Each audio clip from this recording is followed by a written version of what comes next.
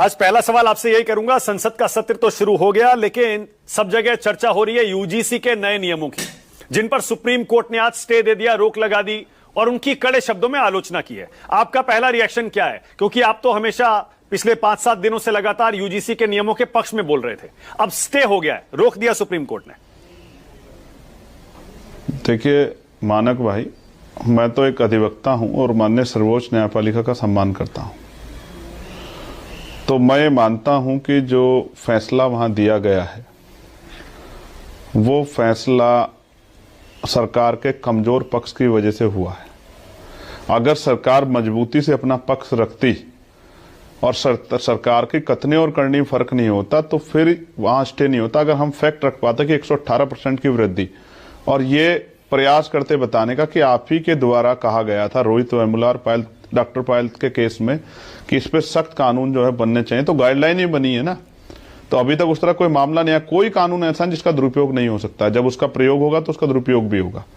तो अभी तक तो इस मामले में तो कुछ हुआ ही नहीं था अभी तक, तो फिर किस आधार पर स्टे हुआ? कई बार ऐसा लगता है ना, मेरा पर्सनल व्यू ये है कि जातीय भेदभाव को लीगलाइज कर दिया गया इस फैसले के आधार पर, मैं ये कह सकता हूं।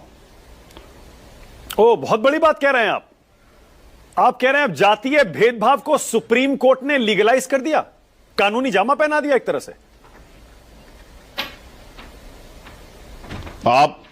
आप ये जानते हैं कि सुप्रीम कोर्ट में कितने मामले पेंडिंग पड़े हैं? 69 शिक्षक भर्ती में 20,000 पदों पर घोटाला हुआ था, 1 साल से पेंडिंग पड़ा हुआ है। और मध्य प्रदेश के 27% पिछड़े वर्ग को आरक्षण मिले, वो भी पेंडिंग पड़ा हुआ है।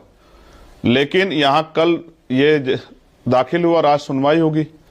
तो जब सुप्रीम कोर्ट जो है, जिनके ऊपर जिम्मेदारी है संविधान की व्याख्या की और न्याय सुनिश्चित करने की, वहां से कमजोर वर्गों के जो मामले जाते हैं वो पेंडिंग पड़े रहते हैं या उन पर निगेटिव ऑर्डर आते हैं। और जहां इस तरह के मामले जाते हैं जिस पे अभी तक कोई मामला ही नहीं आया है, क्या इस यूजीसी गाइडलाइन के बाद कोई एक मामला कहीं दर्ज हुआ है?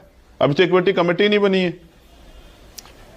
नहीं, आप सही कह रहे हैं, आधार पे माना जाए भाई सही कह रहे हैं, लेकिन मैं सुप्रीम कोर्ट ने जो चिंताएं जताई हैं, मैं उस पर आपकी सीधे सीधे राय जानना चाहता हूं। सुप्रीम कोर्ट ये कह रहा है कि एक तो सबसे पहले ये बड़े अस्पष्ट किस्म के नियम बनाए गए। भाई जातिगत भेदभाव या जातिगत प्रताड़ना, शोषण कुछ भी हो सकता है।